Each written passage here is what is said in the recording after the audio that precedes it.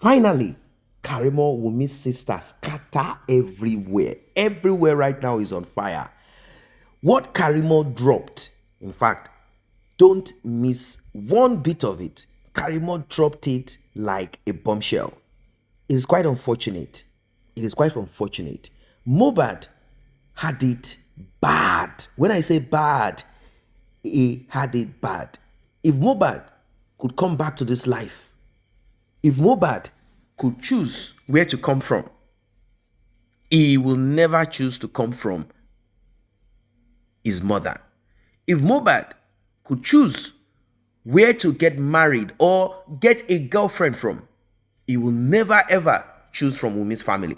What you're about to hear will shock you. It will blow your mind.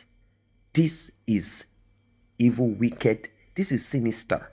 In fact, it will give you goosebumps. Still on justice for Mohbad. Karimo, as usual, whenever she is angry, she's emotional. What she never wanted to put out, what she never wanted to expose, she drops it. And when she does, she goes all the way. We've been asking her to give us these updates for a long time. She decided to do this not so long ago. And in fact, social media is on fire. People are like, really? Seriously? Are you serious? Wow, now we understand the reason why you turned your back against your mother, Wunmi, your grandmother, and your auntie.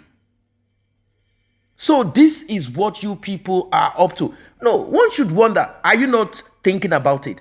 How is it possible for a woman that left a child at 3 months, that same person is now friends with the same family of the man that she had left their child? Normally, that would have created some kind of divide, isn't it? But no, these people belong to the kingdom of darkness.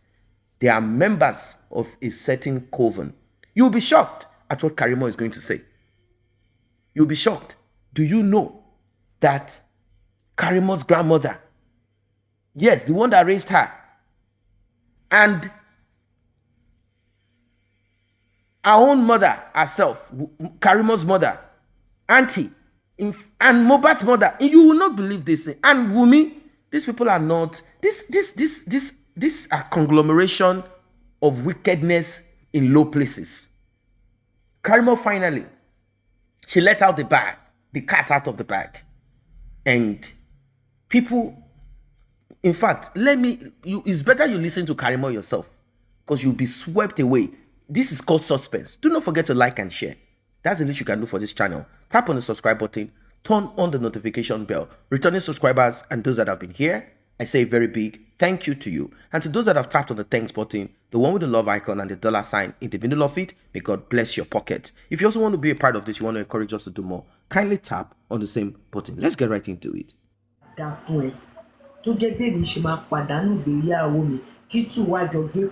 Kí wá di dàbí mo ṣe dà ló sáré kiri wàá tó bá sáré títí tó bá jáwọ́ ìkan yòókù tó ń wá wàá pàdé ẹ̀.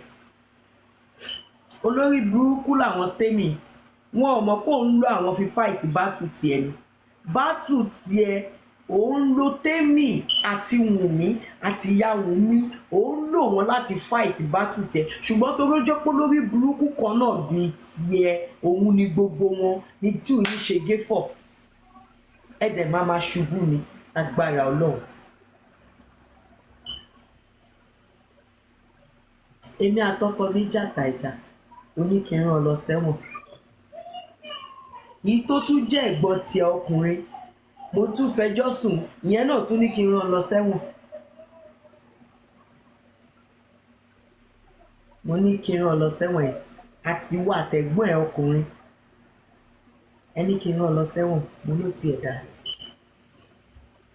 Mo wá dúpẹ́ pé mo nárò jinlẹ̀. Mo dúpẹ́ pé mo ní àròjinlẹ̀. Mo wá jókòó. Mo ní ǹjẹ́ tí n bá rán ọkọ mi lọ sẹ́wọ̀n ṣé ìyá ọkọ mi máa fojú re wò mí ṣá?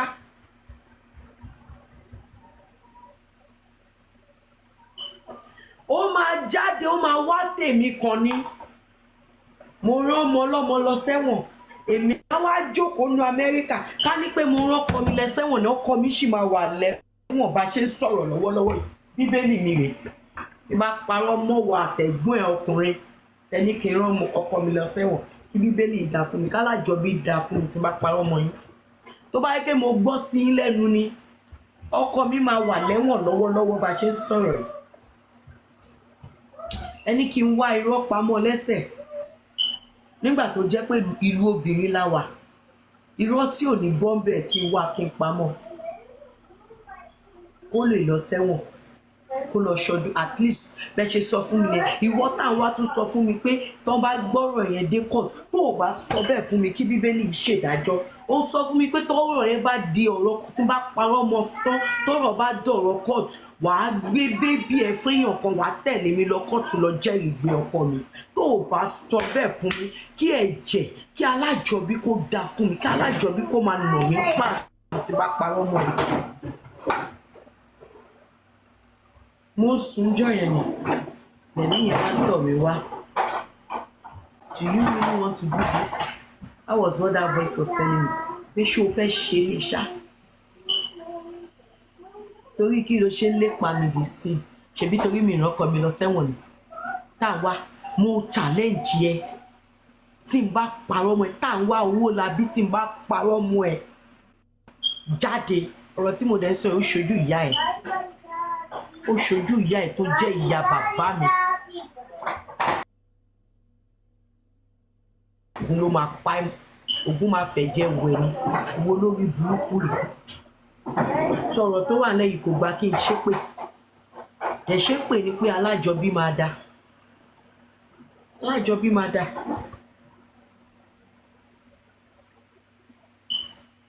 mo wá tún wò ó pé táwọn ọmọ mi bá dàgbà tán bá bi mí pé ẹ̀ṣẹ̀ wo ni bàbá àwọn ṣẹ̀ tí mi ò lè dáríjì bàbá àwọn ó kúkú mọ̀ ó yí ẹ̀ ó mọ̀ pé téèyàn bá ti lọ sẹ́wọ̀n tó bá ti dé tán ti convict ẹnìyẹn ó ti useless is America ṣé iṣẹ́ ọwọ́ mi tí mo ṣe kí n wá tún mọ́wọ́ mi kí n fi bàjẹ́ torí ẹ̀ ń gbà tó ń sọ pé kí n ba ìwé ìyá Wunmi jẹ́ kí n gba ìwé yẹn lọ́wọ́ ìyá Wunmi ní mi ṣe torí mo jìyà lórí ìwé yẹn mi ìdẹ̀ ní fọwọ́ mi bàjẹ́ lóòótọ́ wọ́n á bá mi sentence ẹ̀ lọ́sẹ̀ wọn gbà tí n bá gbé lọ kalẹ̀ àsobìnrin tó dẹ̀ yẹ kó obìnrin ló nílùú ìyá ọkọ mi náà wá jáde tì mí àwọn afẹ́mi náà ṣe ń jí tèmi láti Nàìjíríà àbí bẹ́ẹ̀ kọ́ Ọlọ́run ló mọ irú nǹkan tí ìyá ọkọ mi máa dá ní sẹ̀ríà fún mi Ọlọ́run má yẹ kọ́ ọmọ wádùwádù ọmọ ọlọ́mọ awádìí nbá má ṣe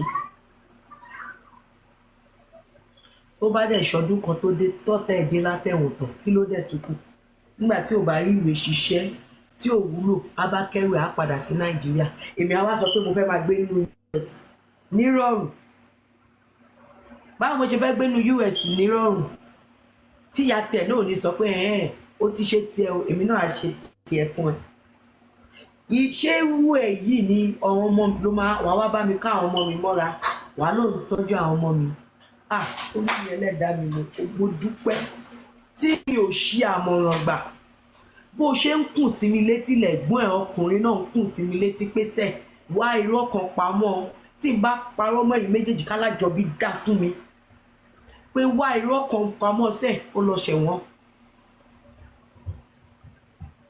àìmọye ọkùnrin míì tó wà lẹ́wọ̀n l'Amẹ́ríkà lọ́jọ́ tèmi tó jẹ́ pé ìyàwó wọn ló parọ́ mọ́ wọn.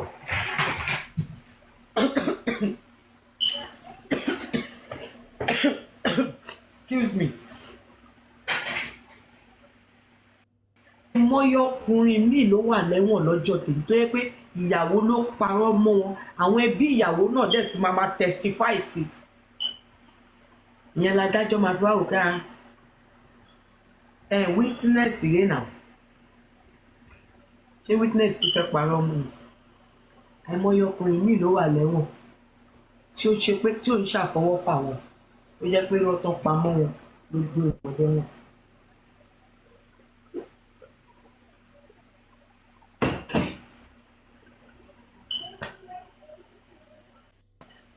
bàbá Talon sẹ̀lẹ̀ ni máa yẹn yín sẹ̀lẹ̀ tẹ́ bá wà ní ẹ máa mọ bàbá Talon ègùn ni wọ́n àwọn lọ́wọ́ à ń já èèyàn wà tó bá ti gbé wọn kúrò. Bàbá Talon ọlọ́run á túbọ̀ máa sọ agbára yín dọ̀tun.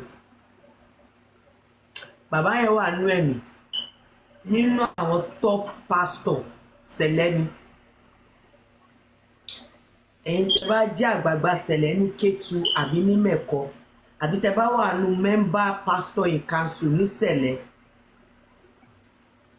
ẹ máa mọ bàbá Talon.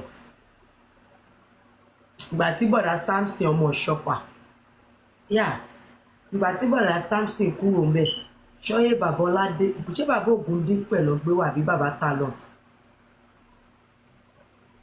Bàbá Talon pè mí jọ yẹn òru láwà l'Amẹ́ríkà. Bàbá pè mí bàbá dẹ̀ ń ṣe prayer fún mi bàbá dẹ̀ sọ pé Ọlọ́run ní pèsè káwọn kí fóònù àwọn mọ́lẹ̀ káwọn pè mí pé mò ń la ìṣòro kan kọjá ó máa tó wá sópin o. Bàbá pè mí bàbá Talon pè mí bàbá tí mò ń sọ yìí wọ́n wà ní ipò táwọn bàbá Táíwò Ọ̀ṣìn wà ní bàbá yìí wà kò ń ṣe just ordinary pastor nísẹ̀lẹ̀ ipò táwọn bàbá Táíwò Ọ̀ṣìn níjàyè ẹni tó bá ìjàyè ipò táwọn bàbá Táíwò Ọ̀ṣìn wà ní bàbá Talon wà. Ó lè jẹ́ ọmọdé ìṣẹ̀lẹ̀ but àwọn tí mo mọ̀ nínú ìṣẹ̀lẹ̀ kò ń ṣe gbẹ̀ẹ́gbẹ̀. I have his personal number, he calls me another. That Samson, I have his number. Wọ́n máa ń ṣe pé àwọn máa ń sọ. Even gan wọ́n ti pè mí lórí ọ̀rọ̀ yìí. Ogun State ṣé bàbá Talon wọ́n ṣì wà ní ìmọ̀ bóyá wọ́n ṣì wà ń já ẹ̀ sí. But last year ni last year the least number tí máa expect yẹn bàbá pè mí bàbá ní ọmọ mi mo fẹ́ lọ gbàdúrà ẹ̀mí Ọlọ́run dẹ̀ sọ pé kí n pè ẹ́ torí ègún ni bàbá is still there. Ègún ni bàbá ní Ọlọ́run sọ pé kí n pè ẹ́ pé òun là ìṣòro kan kọjá Ọlọ́run ní kí n sọ fún ẹ pé ó máa dópin àwọn iṣẹ́ tó dẹ̀ ní kí n ṣe lẹ́sẹ̀kẹsẹ̀ bàbá dẹ̀ wọ́n sọ fúnra kan náà ń lọ sí Mẹ̀kọ ọjọ́ kejì but wọ́n ní káwọn tó lọ Mẹ̀kọ àwọn máa make sure pé wọ́n ṣiṣẹ́ yẹn ní àyíká wọ́n dẹ̀ ṣiṣẹ́ yẹn. Thank you Sami Abiodun. Hey, good night. Thank you Sister Eniju. Wọ́n dẹ̀ ṣe he is a brother to the Benin president. Wow, I didn't know that. Yorùbá bàbá ò dán mọ́ràn but he's a nice man. Ẹ̀rín ni kura.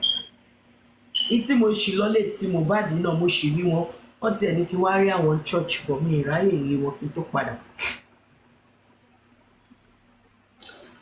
Bàbá ló tún wá elevate mi bàbá jẹ́ àwọn iṣẹ́ yẹn fún mi àwọn ọ̀rọ̀ tí bàbá dẹ̀ ń sọ ó dẹ̀ ń jọ mọ́ nǹkan tó ń ṣẹlẹ̀ sí mi lọ́wọ́lọ́wọ́. Royal Beauty, good evening.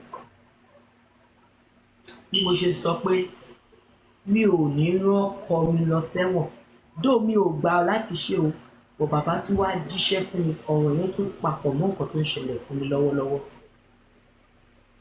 Bí mo ṣe tán dẹ́ fi ẹ̀sìn sí wọn nìyẹn o. Kí ni mo wá tán dẹ́ fi ẹ̀sìn sí wọn fún?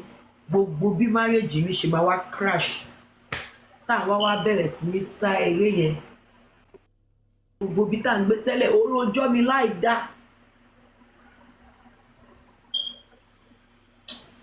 Ìjọ kò mọ Jordan ẹ máa pè mí láṣẹ́wó ń jọ kò mọ mi ẹ máa pè mí láṣẹ́wó níṣojú ìyọkọ mi à ń ṣèkómọ lọ́wọ́ mà ní.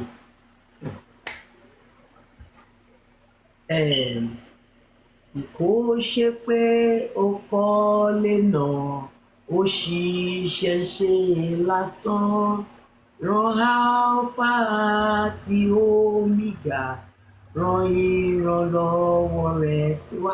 Ilé tọ́lọ́wọ́n bá kọ́ ni ó ṣe máa wá ṣubú, aṣojú ẹ̀yìn àtọ́lọ́hún. À ń ṣèsọmọ lórúkọ ni. Ẹ má gbàgbé pé ìyá ọkọ mi ló wá.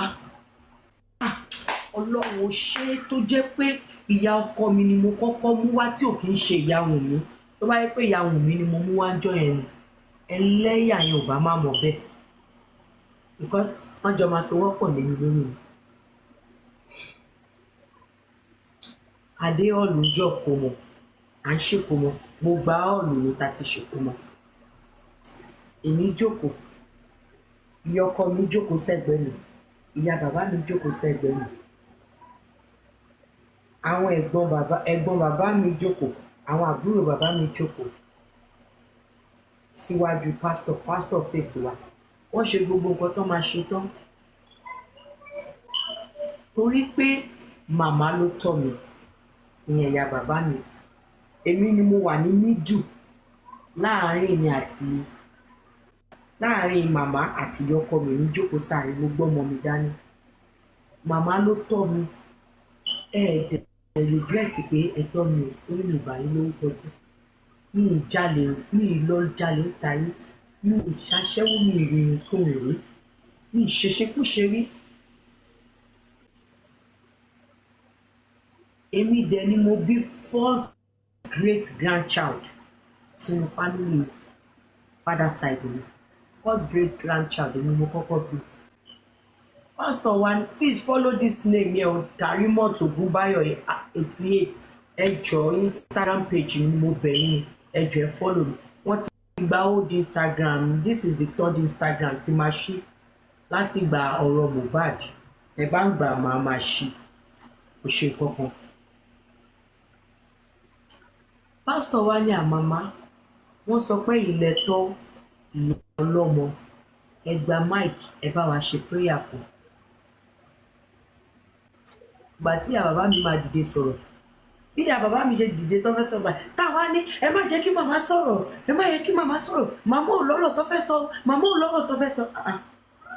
Everybody gbogbo wa dẹ̀ wojú ara pé báwo ni wọ́n ṣe mọ̀ pé màmá máa sọ nǹkan tí ò dáa, ẹ má yẹ kí màmá sọ, ẹ má yẹ kí màmá sọ̀rọ̀. Ní nǹkan tẹ́ ti jọ plan pé máa yẹ̀yẹ́ mi lọ́jọ́ kó mọ mi tèmi platform ṣé orí gbogbo wọn tó ń gbé wá fún ẹ tó ń gbà tí ayé bá ń jẹ ayé, gbogbo ẹ̀yin tó pẹ̀lú gbé irọ́ wá fún tẹ́ sọnù wrong thing nípa mi, tó bá di kú ọjọ́ ayẹyẹ yín Ọlọ́run máa sọ àjọ ayẹyẹ yín, Ọlọ́run máa sọ di yẹ̀yẹ́ ni. Gbogbo nǹkan tó jú mi wá rí nídìílé ìyá nídìílé bàbá tí ò bá ṣẹlẹ̀ lórí yín tẹ̀yìn bá ti escape ẹ̀, gbogbo èso tó jáde lára yín àfaraṣà. Ìran yín látọrí ìran yín lórí ìkarùn-ún, ìkan nínú ẹ̀ á kàgbákò nǹkan tí mo kàgbákò nílé bàbá nílé ìyá ẹ kàgbákò ẹ̀ bí mo ṣe ń sọ yìí tìtara ó máa rí bẹ́ẹ̀ fún láṣẹ Ìdùmarè. Àfi tó bá jẹ́ pé nǹkan tí mo ń sọ kò ṣẹlẹ̀ sí mi, àfi tó bá jẹ́ pé irọ́ ni mò ń pa, ṣùgbọ́n tó bá jẹ́ pé òótọ́ ọ̀rọ̀ ni mò ń sọ tí mo fi Bíbélì dẹ́nu tí mo dẹ̀ ń sọ tẹ̀dútọ̀ ìdú ọkàn mi, àdàbí tí ò bá ṣẹlẹ̀ sí mi, tí ò bá ṣẹlẹ̀ sí ìran kìíní, ìran kejì, ìran kẹta, kó tó ìran karùn-ún, gbogbo nǹkan tó ṣẹlẹ̀ sí mi á ṣẹlẹ̀ sí yín.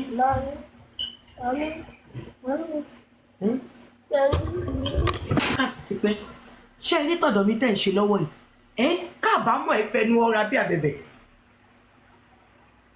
Gbogbo ìyà tí mo jẹ, gbogbo nǹkan tójú mi rí tó ń paint wrong narrative fún yín, Atabẹ́fẹ́, Atọ́ṣà, gbogbo yín pátápátá, Atolúwa tó sìn àti Victor King, gbogbo yín pátápátá tẹ pẹ̀lú bà mí jẹ́. Nǹkan tí ò ṣẹlẹ̀ tó ń sọ fún yín tẹ̀ ń polongo ẹ̀ kiri á ṣẹlẹ̀ sí yín. Tẹ́yìn bá ti escape ẹ̀ látòrí ìran kìíní tí tẹ́ máa fi dé ìran karùn-ún á ṣẹlẹ̀ sí ìran kan ṣo nínú ẹ̀. Ìran kan ṣo tó máa ṣẹlẹ̀ sí ni mi ò mọ̀, ṣùgbọ́n èyí tí mò ń sọ yà ìwà rọ̀ ọmọ ègún ni ó máa ṣẹlẹ̀ sí yín. Àdàbí tí n bá parọ́, àdàbí tí ò bá ṣẹlẹ̀ sí mi lókun, ó máa jẹ́ tí ẹ lè máa ṣan fún mi dey play. ìnídà ti tán nǹkan kan lá bọ̀ bí mo ṣe ń sọ yìí tó jẹ́ pé nǹkan tó ṣẹlẹ̀ sí mi ni tó paint wrong narrative yín àná ẹ̀ tí ń ṣe fracas tipẹ́ tèmi yìí màá máa gé fún yín láàárọ̀ màá máa gé fún yín lọ́sàn-án màá máa gé fún yín lálẹ́. màmá ní táwa kàn dìde ní níjọ́ kó mọ tiẹ̀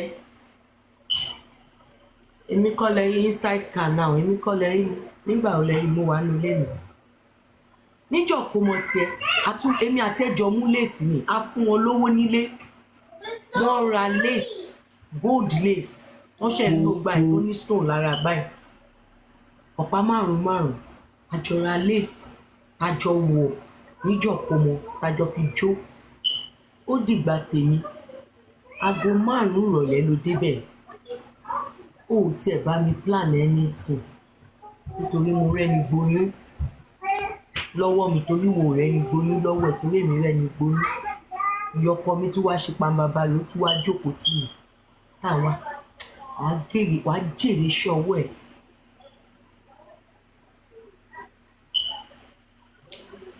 táwa bá ní ẹ má jẹ́ kí màmá sọ̀rọ̀ ẹ má jẹ́ kí màmá sọ̀rọ̀ àti pásítọ̀ gbogbo ọ̀lù èmi dẹ̀ gba ọ̀lù fún patí kò mọ̀ ẹ́ gbogbo wa ń wo ara báyìí ó tiẹ̀ tí ì jẹ́ kí màmá sọ̀rọ̀ báwo ló ṣe mọ̀ pé màmá fẹ́ nǹkan màmá máa sọ nǹkan tí ò dáa ní pásítọ̀ bá ní ẹ tiẹ̀ sì jẹ́ kí màmá sọ̀rọ̀ ni màmá bá ní ìyá ọkọ Karimo tó jókòó yìí kò yẹ kó wà ń bíbà lọ́jọ́ tèmi ìyá tó bí Karimo ló yẹ kó wà ń bí torí èmi àti ìyá Karimo la jọ tọ́jú Karimo láti kékeré ìyá ẹ̀ ló dẹ̀ yẹ kó wá jókòó kó wá jẹun ọmọ kò ń ṣèyọkọ ẹ̀ àwọn ọmọ wọn bá ń ṣe àwọn ọmọ wọn ló bá ń ṣe wọ́n ní kẹ́ ẹ ṣàdúrà fún Karimo àtọmọ ẹ̀ ń sọ sórí pé ẹ̀yin àti ìyá Karimo lẹ́jọ́ tọ́ Karimo láti kékeré pé ìyá Karimo ló yẹ kó wà lórí ìjókòó kò ń ṣe Karimo kò ń ṣèyọkọ Karimo màmá ilẹ̀ kọ́kọ́ sọ̀tàn fún mi gbàrà póṣù 3 lẹ ti gbà mí lọ́wọ́ ìyá mi tẹ́ ẹ bá máa sọ̀rọ̀ burúkú fún mi tínú bá bí yín gbà mí àbí ká bá pàtẹ tá a bá tà ń gbà mí etí òkú mi á gbọ́rọ̀ lọ́rùn tẹ́ ẹ bá fi mí sí ṣọ́ọ̀bù tí n bá tajà tẹ́ ẹ bá fi mí sí ṣọ́ọ̀bù tí n bá pàtẹ tí mi bá tà ìpọ̀rí ìyálà ìyá mi á gbọ́rọ̀ lọ́rùn tẹ́ máa kí ìpọ̀rí mi fún mi torí ẹ fi mí sí ṣọ́ọ̀bù mi pa owó dèyìn torí ajé ò wà ẹ̀yin lẹ kọ́kọ́ pàtàn yẹn fún mi póṣù 3 ló ti gbé nílẹ̀ tó ti lọ àwọn ará àdúgbò dẹ̀ confam ẹ̀ how come tẹ wá ń sọ lamẹ́ríkà lójú àwọn pásítọ̀ pé ẹ̀yin àti ìyá mi lẹ́jọ́ tọ́ mi àwọn ọmọ wọn gan sọ ẹ mọ̀ pé mo láwọn ọmọ wọn jókòó àwọn ẹ̀gbọ́n bàbá mi àtàbúrò bàbá mi wọ́n sọ pé gbà tí màmá máa dáhùn pé tí ò bá ń ṣàwọn àti ìyá Karimo táwọn jọ ń pólíìsì Karimo pé kó yé dókó kiri Nàìjíríà kò bá ti bímọ 5 sí Nàìjíríà ìyọkọ mi dẹ̀ wà lórí ìjókòó ìyá bàbá mi dẹ̀ ń sọ bẹ́ẹ̀ a dẹ̀ ń ṣe ìkómọ nínú ọ̀ọ̀lù yẹn ó kéré jù èèyàn tó wà bí a ṣe lè ní 30 ní táìmù tó ń ṣe ẹ̀wọ̀n pé tó bá ń ṣèsọmọ lórúkọ èrò kí ń pọ̀ tó bá ti ṣèsọmọ lórúkọ tó làwọn Nàìjíríà wa ṣẹ̀ṣẹ̀ máa dé wá sì tóbi 30 ó fi Ọlọ́run ọba ṣẹ̀rí pé ìyá ọkọ ẹ̀ tó jókòó yéye ètò sí kó wá jókòó ìyá Karimo yẹ kó wà bí torí mi àti ìyá Karimo rè jọ ṣe wàhálà Karimo èyẹ kó wà bí báyìí tí ó bá ń ṣe mi àti ìyá ẹ̀ tàjọ ń pariwo lé lórí ní Nàìjíríà kó yé dókó kiri àti bímọ tó 5 pásítọ̀ wa gbà gbogbo àwọn tó wá bá wa sọmọ lórúkọ òun rèé bíbélì mi rè ṣẹ́yìn èèyàn náà rí i pé márèèjì mi wọ́n ti ń wá fún márèèjì mi tipẹ́ ṣe rí i pé wọ́n ti ń wá fún márèèjì mi tipẹ́ lójú ìyọkọ mi ló ti ń sọ o pásítọ̀ wa gba máìkì lọ́wọ́ pásítọ̀ wa ní adúpẹ́ lọ́wọ́ Ọlọ́run tí kò dẹ̀ wá rí bẹ́ẹ̀. Ìyá ọkọ mi wá ń dá wọn lóhùn pé màmá mo rí Karimo lọ́mọ gidi lákàtà yín ni mo ṣe fẹ́ Karimo. Màmá àkàtà yín ni mo ti rí Karimo, mo rí lọ́mọ dáadáa lákàtà yín ni mo ṣe ní Karimo wù mí mo fẹ́ Karimo. Ṣé wá rí àwọn ọmọ wọn yẹn, ẹ̀gbọ́n dádì mi àtàbúrò dádì mi tó wà ní ọ̀lù, àwọn ọmọ wọn tó wà ní ọ̀lù tó 4 sí 5, gbogbo wọn wá bọ́ta nígbà tó jú ń tí àwọn ọmọ wọn náà. Níjọ́ kó ọmọ Jordan ni mò ń sọ yìí, gbogbo tó ń ṣe l'Amẹ́ríkà wọ́n ṣe Naija káàkiri náà, àwọn ọmọ wọn wá sá bọ́ta because àwọn ọ̀rẹ́ ọmọ wọn náà wà ní pátì yẹn. Èmi lọ́rò pé àwọn fẹ́ embarrass, but wọ́n embarrass àwọn ọmọ wọn náà at the same time.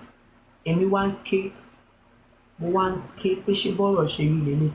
Wọ́n wá gbọ́, mo wá ní ìyá mi wo lẹ́jọ́ tọ́jú mi, ṣé ìyá mi tí mo gbọ́júmọ̀ àbí tí mi ò gbọ́júmọ̀. Ọmọ ọdún 5 tẹ bá pọ ọmọ ọdún 5 tẹ bá ní kó fi ìyá ẹ̀wọ̀n yẹn yín èèyàn, ṣé kò ní mọ̀ ìyá ẹ̀ ni? Ṣé ọmọ ọdún 5 ò ní fi ìyá ẹ̀wọ̀n yín ni? Wọ́n wá gbọmọ lọ́wọ́ mi, wọ́n ní kí n má ké sọmọ lára. Àwa pọ̀ sílé ní ceremony yẹn, it's like pa take a break during naming ceremony. Mo wá lọ ní mọ́tò, mo ní mi ṣèkó mọ́mọ́, mo ní grandma ẹ jẹ́ ká máa lọlé. Ṣèbí inú mi dùn jù, inú mi dùn ni mo ṣe pé ẹbí àtàrà tí mo tún lọ gba họ́ọ̀lù. Nígbà tí táwọn wá bí tiẹ̀ àgbà họ́ọ̀lù náà o, kò sí ìyọkọ ẹ̀ ń bẹ̀, kò sọ́kọ ẹ̀ ń bẹ̀ o. Bọ̀ inú tèmi dùn jù, mo gbé ìyọkọ mi wá, mo tún wá lọ gba họ́ọ̀lù, mo ní mo ń ṣe kò mọ̀. Mo wá ní kí n ṣe kò mọ̀ mọ́, ẹ bá ń gbọ́ ọmọ mi, ẹ jẹ́ máa lọlé. Báwọn èèyàn ṣe wá bá mi nínú mọ́tò, wọ́n ní no, today is your day, kò sẹ́ni tó máa bàjẹ́ mọ́ ẹ lọ́wọ́. Today is your day, má lọ anywhere. Your mother-in-law is here with you. Ìyá ọkọ ẹ wà ń bí, má lọ síbi kankan. She is here with you. Àwọn náà ojú tì wọ́n, àwọn èèyàn wò wọ́n báyìí. Bí ṣe bẹ́ẹ̀ tí ṣe gbọ́dọ̀ fẹ́ ṣe. Wọ́n wá ní kí n padà wọlé kí n lọ fọ makeup tó ṣe fún mi.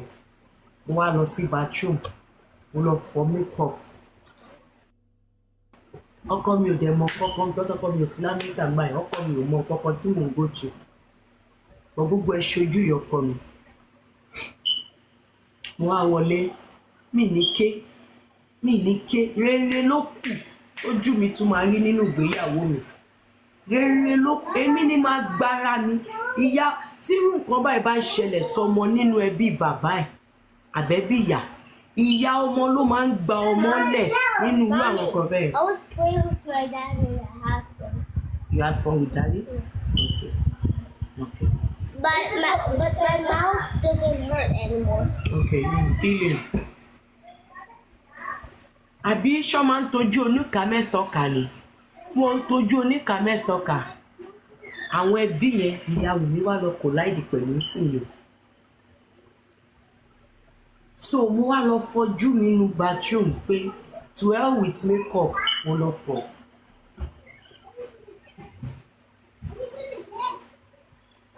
Bí táwa ṣe wá bá mi bẹ́ẹ̀ yẹn, ṣé ní nǹkan tí màmá ṣe, mo ní bá rẹ̀ dá sọ́hun, ó ṣe bí òun gbá mi bọ́ sọ́hun. So ó mọ̀ pé màmá ṣe bẹ́jọ́ plan ni ẹ̀ ni. Ẹjọ́ plan ẹ̀ pé kẹ́ yẹ̀yẹ́ mi, àjọ dàgbà pọ̀ ní. Ó tiẹ̀ bí mi pé báwo mo ṣe fẹ́ dáná kó mọ. Pẹ̀lú ara tútù ó bí mi pé ṣé mi nídìí kankan. Táwọn ọmọ sọ fún wọn kó lọ ṣẹ́yún, èmi pẹ̀lẹ́ ni tó sọ fún ẹ pé kó má ṣẹ́yún. Àwọn ẹ̀gbọ́n ẹ sọ nígbà tí bọ̀bọ́ yẹn ò gbóyún lọ́wọ́ ẹ̀. Àwọn ẹ̀gbọ́n ẹ sọ fún ẹ kó lọ ṣẹ́yún, èmi sọ fún ẹ pé kó má ṣẹ́yún. Ọmọ yẹn ti pọ̀ ọmọ ọdún 7 sí. Èmi àti ìyàwó ẹ̀gbọ́n wa kan la dúró tì ẹ́ lọ́rùn pé ó ní ṣẹ́ oyún yẹn pọ́mọ yẹn. By the time tọmọ yẹn bá dàgbà tó ń sáré kiri, before you know it, oyún ti dé, ọmọ ti dé, ó ti ń dàgbà, ó ti sáré. Ọmọ yẹn ló ti pọ́ ọmọ ọdún 7 mú ẹ lọ́wọ́ yẹn. kí ni mo wá ṣe fún ẹ ìgbà tí bọ̀bọ̀ yẹn ò gbóyún lọ́wọ́ ẹ̀ wọ́n àwọn ẹ̀gbọ́n ẹ̀ ní kò lọ ṣẹ́ oyún yẹn ni mo ní no tó bá jẹ́ ọkàn ṣòyí ló kọ́ ọmọ ẹ̀ kọ́ tó o bá ń wo ọmọ yẹn lọ́jọ́ tèmi àfi tẹ́lẹ̀ ọkàn ò bá tó o bá lẹ́rìí ọkàn wàá máa rántí wàá dẹ̀ máa ṣàdúrà fún mi bó o ṣàdúrà fún mi ìṣẹ̀dá mi á gbàdúrà tipátipá lẹ́nu ẹ̀.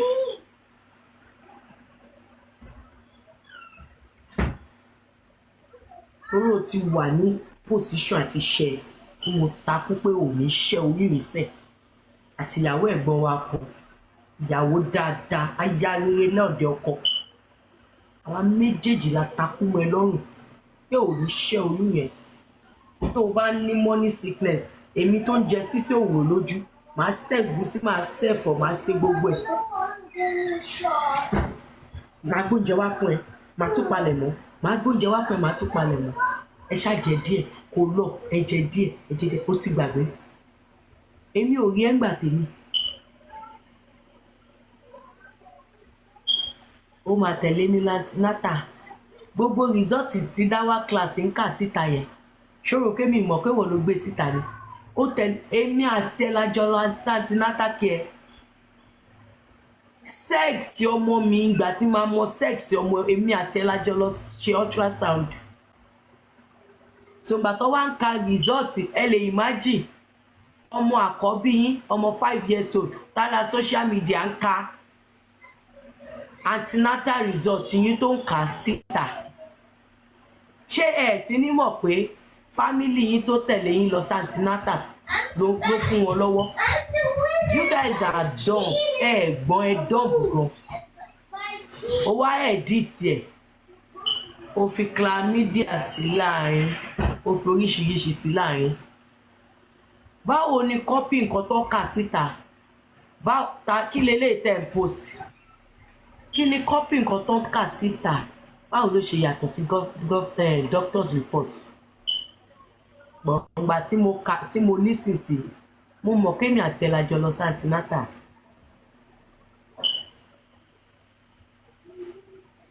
ọ̀rọ̀ pólíìsì yẹn náà pé social security ò ṣe social security laptop ẹ ló gbé sórí bẹ́ẹ̀dì ẹ̀ báyìí tó dẹ̀ ń táìpù gbogbo nǹkan tó fún wọn pé kọ́kà yẹn ṣe báwọn nǹkan yẹn ló sẹ́ndì sẹ́mi tó ní kémi lọ fi rọ́kọ mi lọ sẹ́wọ̀n ímeèlì ẹ ó táìpù ẹ ó dẹ̀ fi ímeèlì ẹ sí mi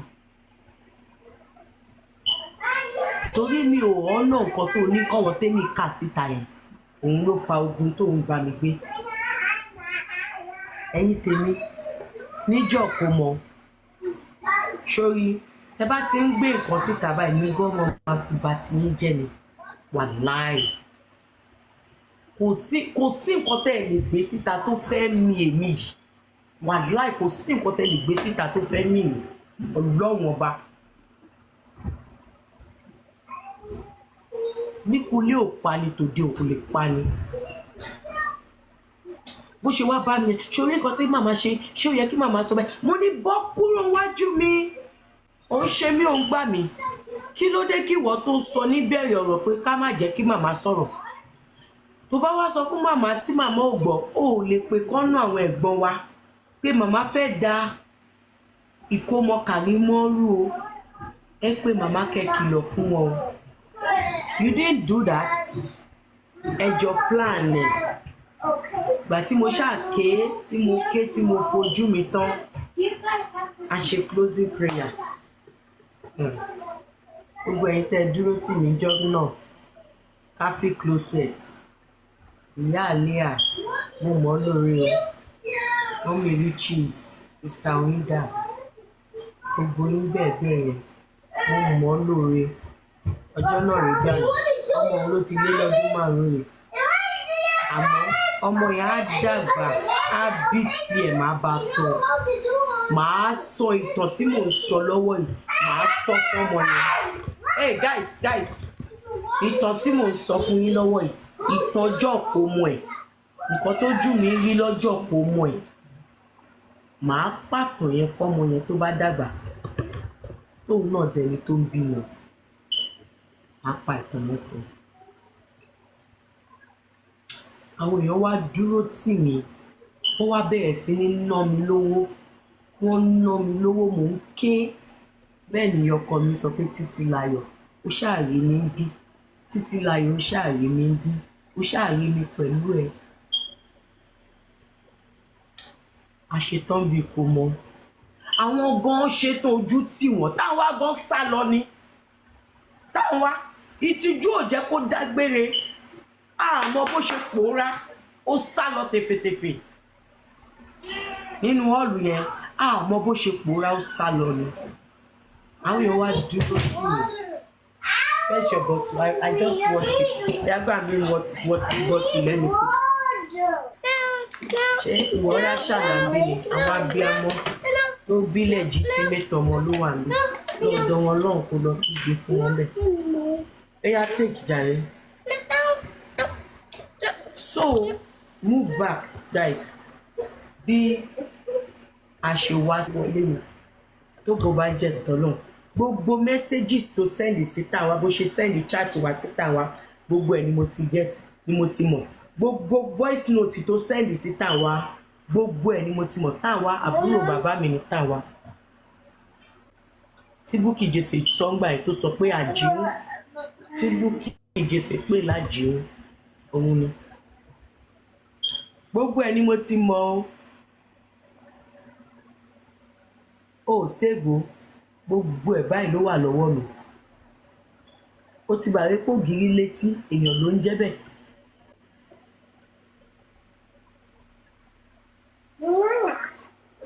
Gbogbo conversation yín pátápátá ó wà lọ́wọ́ èmi tí mo jókòó yìí. Gbogbo voice note bó ṣe send ẹ̀.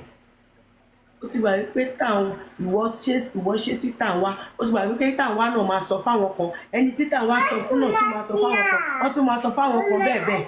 Ó ti gbàgbé ọmọdé yóò mọ̀gbó pè lẹ́fọ̀ọ́ àṣírí ẹ̀ òbò Wunmi àṣírí ẹ̀ òbò. Láyọ̀ kò ní dáa fáwọn tó ní ẹ́ irú ẹ̀ máa parun ni lójú ẹ̀mí ẹ̀. Gbogbo àbòsí mi tó ṣe Wunmi pátápátá pẹ̀lú táwa gbogbo ẹ̀ báyìí ló wà níkàáwọ́ mi. Bí mo ṣe ń sọ pé kí n gbẹ́nu kúrò lọ́rùn ẹ̀ kí n ṣẹ́nu po kúrò lọ́rùn ẹ̀ láyé ẹ̀ tún bàjẹ́ sí mi lọ́wọ́ sí. This family is made from hellfire. This family is made from hell. This is not a normal family. This is not a normal family. Karimo has just dropped what I call updates. This is deep. This is deep. This is deep. This is unbelievable. When you hear stories about such families, you might think this is made from some fairy tale, like, no, it can't be true. It is not possible. No, it is not true. It's not so. But it is really so. It is so. Can you believe it? Can you believe this? That such a family exists? A family as terrible as this. This is where Mohbad found himself. This is where Mohbad found himself. This is the family that Mohbad got himself involved with. Such a terrible family. A family full of evil. A family full of wickedness. This is the kind of family Mohbad found himself. So sad. So sad. One would think and maybe try to process these things, and maybe at times you might just want to say, okay, maybe it is not really what it is. Maybe it's not really what we are thinking. Or maybe Karimo is just angry. No. This is more than Karimo is angry. This is the truth. This is the reality. This is the truth.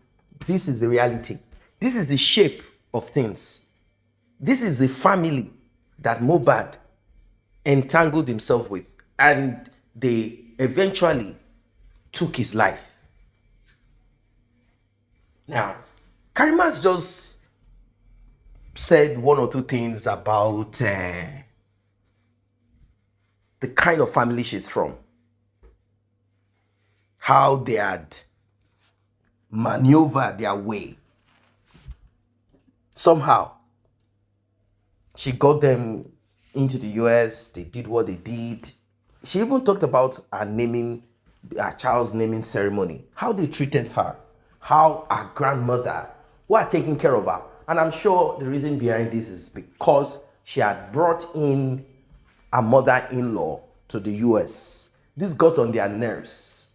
They said that woman does not deserve. That's to let you know that regardless of having dropped Karimo when she was a baby at 3 months, regardless of having dropped this woman, having dropped Karimo,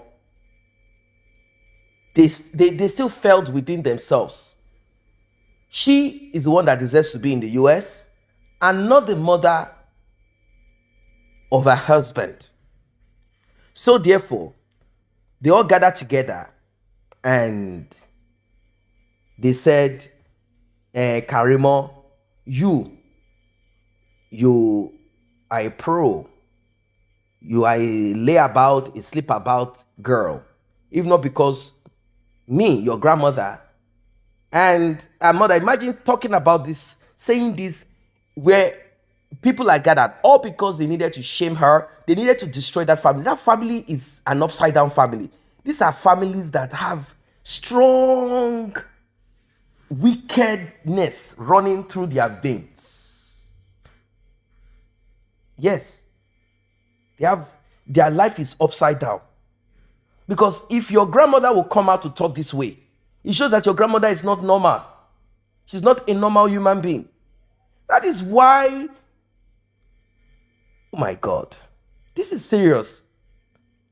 I think it's time for people to start once again to do check-up of family before you involve yourself. Don't look at that fine girl. Oh.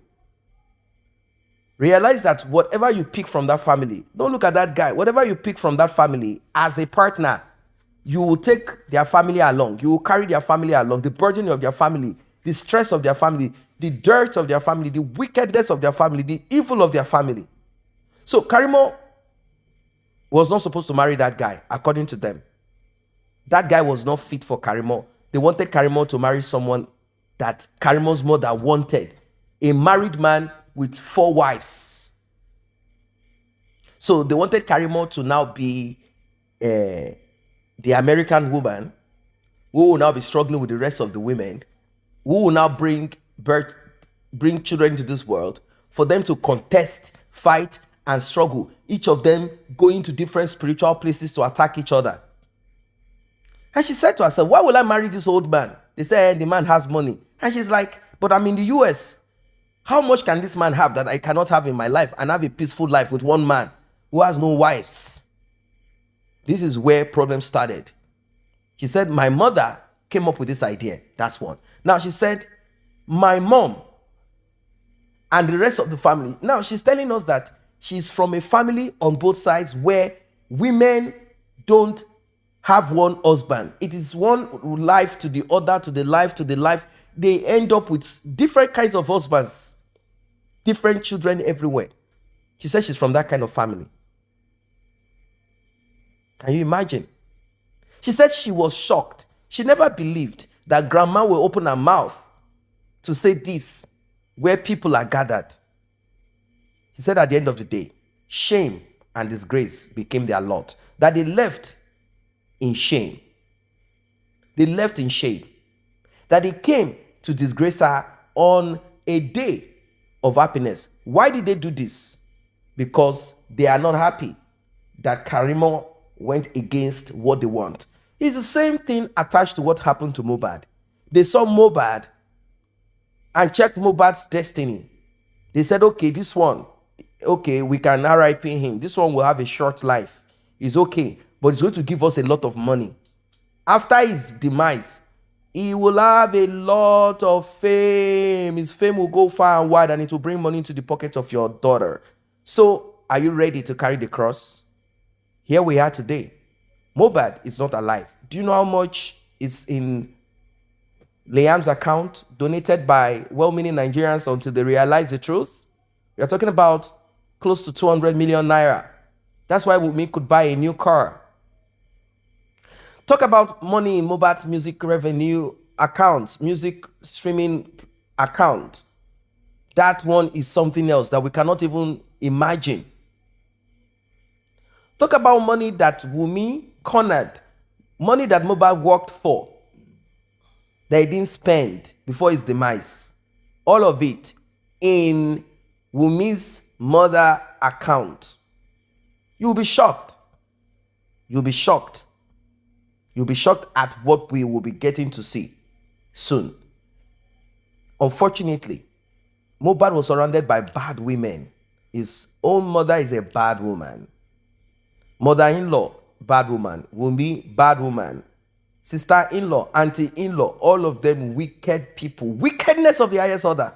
Can you imagine Wunmi's auntie and Wunmi's mother? Their account is full of Mohbad's money. Mohbad never had good women in his life. They tortured Mohbad with women. Can you imagine Mohbad's elder sister? Ever since this incident happened, she cannot even open her mouth to say something. She hid behind the scene. And this is the same person that Mohbad must have helped in his lifetime. Can you imagine? Can you imagine? She's hiding somewhere behind the scene, not doing nothing. Can you imagine? When she's supposed to be out there saying things like, Wunmi, no, Wunmi, these people, I don't know, what kind of family is this? So, Karimo also talked about our auntie, like I said, and grandmother. Our auntie. How terrible that one is. She's also a nurse in the US. How terrible, how evil, how wicked. And she said, that house is where my own mother lives. Can you imagine how these people became friends? Can you imagine how these people became friends? This is a woman that left me when I was 3 months, according to the stories on the street and according to my grandmother. And my grandmother had bullied me too. She said she was abused too because she had no mother to take care of her. So she went through a lot. She went through a lot. But unfortunately, she embraced the same people that she's not supposed to embrace. People that she's not supposed to be part of. People that she's not supposed to be friends with. She embraced them. She embraced them. She embraced them.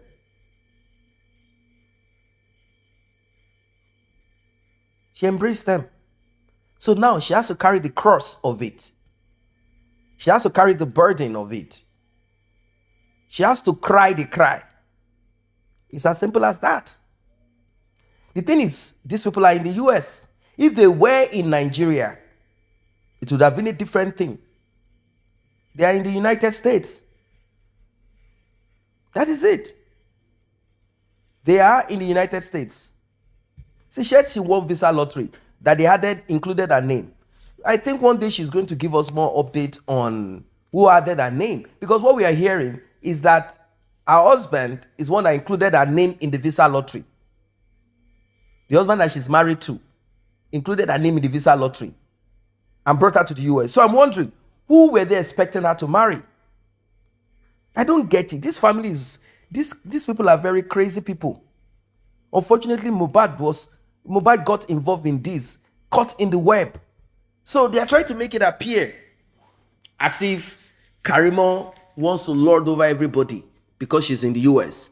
She never expected or believed that Wunmi was going to be successful. And I'm like, wait, successful? Like how? Like taking the life of Mohbad? Is that the success? Like taking the life of Mohbad and then trying to inherit Mohbad illegally with a child that does not belong to Mohbad? Is that what we call success, you have to be careful what kind of family you are involved with. Particularly when you realize that you are beginning to have one or two things. Money, be very careful of that family. In fact, the more money you begin to have in your life, the more you need to be careful. Lean towards your own family too, and know the kind of family you are from, because you can be from a terrible family. That you are from a family does not mean that they are good people, or you have to open up to them. If you are not blessed with a good in-law and also a good family, my brother, my sister, you're on your own. You're on your own, because you will not last. You will live a miserable life, particularly if you have money. If God blesses you, you will live a miserable life. Still on justice for Mohbad. I don't know what you guys think of what Karimo has said. I don't know what you think of it, because she really talked at length about her experience with her family. It shows that her family has never been good. So now imagine if her marriage breaks apart, because she said her marriage has been targeted long time, because these people do not have any functioning marriage. According to her, I said, none of my family members have a functioning marriage.